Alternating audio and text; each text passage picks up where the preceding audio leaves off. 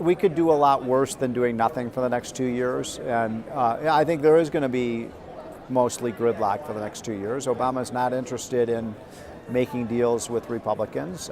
He's very, I think, to his detriment. I mean, one of the reasons I think he'll go down as one of the most failed presidents in history is that he was incapable of making deals with Republicans.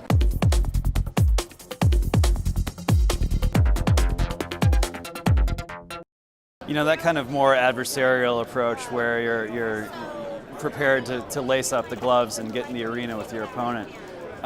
Oftentimes that's been lacking among some of the more venerable conservative institutions that have dominated the political landscape for a while. And you know, it's natural that when the party's in power, the institutions that feed and support it with sort of policy research will take less of an adversarial position. But now you're at the Heritage Foundation, and Heritage has been through some profound changes of its own lately in getting more comfortable with that kind of adversarial, more explicitly partisan approach to coalition building.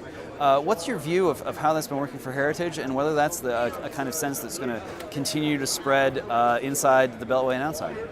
Well, I think there's a recognition at Heritage that ideas themselves, although extraordinarily important in terms of changing the mindset of a country, they may not be enough. That the politics is a contact sport, and we can't cede the political playing field to the left. And you know, groups like the Urban Institute and the Sierra Club, and Obama's whatever they call it, People United for Action or whatever. So Heritage has become a more, not just of a policy advocacy group, but a group that is doing policy activism to try to get these issues over the goal line and put coalitions together so that we can actually win. I think it's a very necessary progression of what Heritage is all about. What are the sort of objectives, really short-term objectives, looking toward just the end of Obama's presidency here, and then that brief period of time between sort of the end of his administration and the start of hopefully the next Republican administration? Look, we could do a lot worse than doing nothing for the next 2 years, and I think there is going to be mostly gridlock for the next 2 years. Obama's not interested in making deals with Republicans. He's very, I think, to his detriment. I mean, one of the reasons I think he'll go down as one of the most failed presidents in history is that he was incapable of making deals with Republicans. Unlike Bill Clinton, who was, if nothing else, he was a deal maker, and worked with Newt Gingrich and the Republicans to get things done, and a lot of good things. So, welfare reform and tax cuts and balanced budgets and trade deals and things like that. Obama's been incapable of that because he's an ideologue, and that means that Republicans have to look to the future of what we're going to do if Republicans take back power.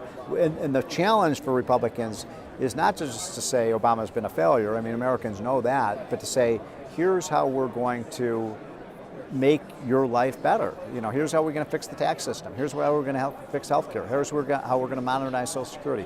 All of these things, Republicans have to be the solutions party. And right now, I'm not so sure they're talking about solutions. Oftentimes it can help when you're making that case, when you're saying, look, we're not going to accomplish huge policy victories over the next couple of years, but we are going to sort of lay out our narrative for you. It can help to have sort of a poster boy or a token or a figure, someone you can point to and say, this is the kind of person who represents our vision of the future. Do you see someone like that out there, whether they're in public, whether they're in government or private industry, someone like Elon Musk? Is there someone out there who your kind of Republican can point to and use to kind of frame the debate in a new way? Wow, I think the Republicans, there's going to be about 12 to 15 people, I think, that are going to run for president on the Republican side of the aisle. And, there'll be everybody from Jeb Bush, potentially, to Scott Walker, who you mentioned, to Mike Pence in Indiana, to potentially, I think Rand Paul is going to run for president. I think you're going to see, possibly Senator Ted Cruz.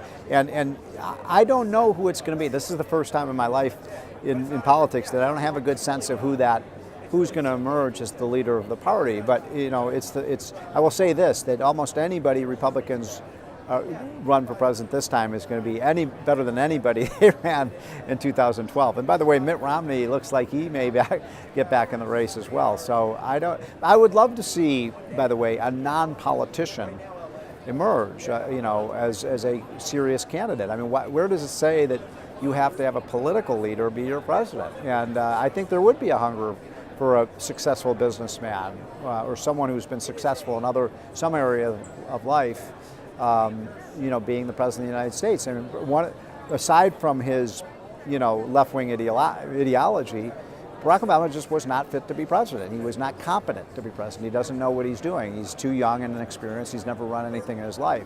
So I think there's a hunger for someone who does know how to, we're talking about a $4 trillion enterprise here that you're the chief executive officer of. You better get somebody like a Fred Smith who knows how to run things. Is there anyone out there in the private sector who, whether or not they decide to take the plunge into politics, really strikes you as the kind of person who Americans can look to for sort of inspiration, whether it's economic, cultural inspiration? Someone who's out there who seems to be saying, like, this is what America can be going forward. I think Ben Carson, clearly, he's really captured the public attention in terms of how to reform government. I mentioned the name Fred Smith at Federal Express. I mean, if I could wave a wand and make anyone president, it would be someone like Fred Smith. He's running a gigantic organization. He understands how things work. He doesn't depend on government. I mean, Federal Express has its own weather service, its own security system, its own planes. It realizes the government is incompetent. It does everything, sort of independently of government. But, there was just a report that came out the other day saying there was $100 billion 100 billion, not million, $100 billion of faulty payments of taxpayer money to people who didn't qualify for those payments. $100 billion?